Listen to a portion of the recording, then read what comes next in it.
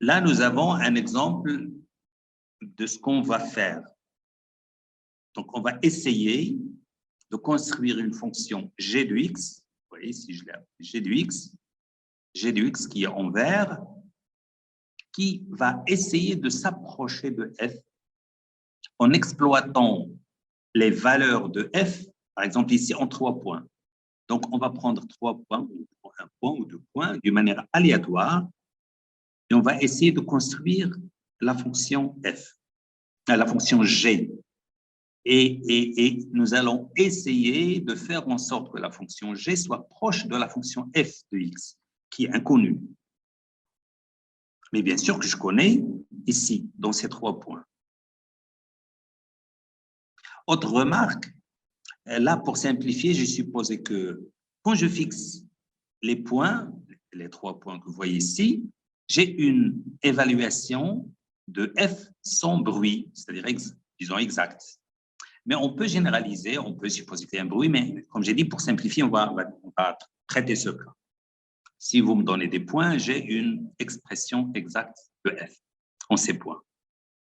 Et à l'aide de ces points, je vais construire G que vous voyez ici qui est en vert.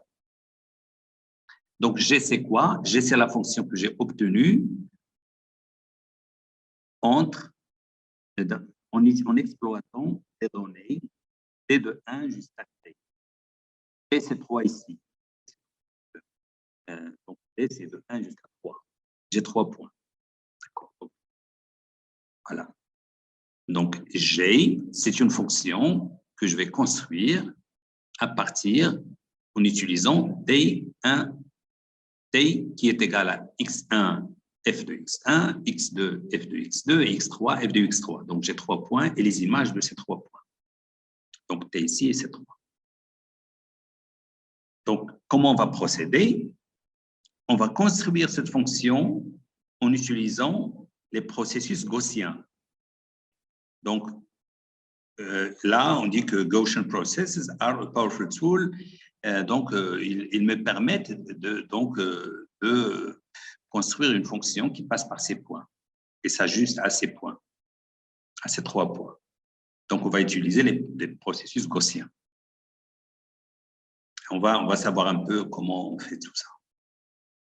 Mais encore plus que ce que je viens de dire, les processus gaussiens vont me permettre de construire la fonction f, donc en vert, mais aussi d'avoir une estimation de l'erreur pour chaque x, de l'erreur sur l'évaluation, par rapport à f, donc une estimation de l'erreur.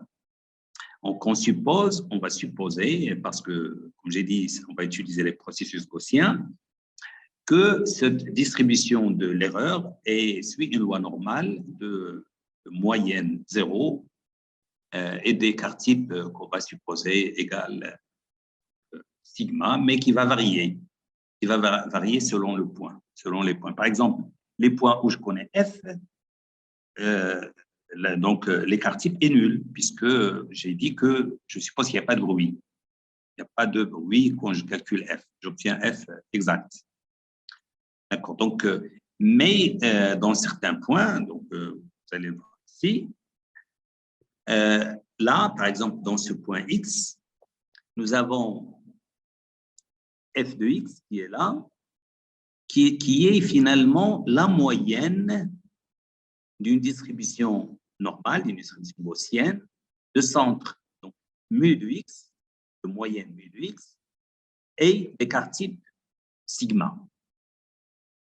Donc, les processus gaussiens me permettent d'avoir un peu ça, d'avoir une moyenne et aussi, pour chaque x, une distribution de probabilité qui suit une loi normale du centre 0 et d'écart type sigma, et qui décrit un peu l'incertitude que nous avons par rapport à f en ce point. C'est une estimation de l'incertitude.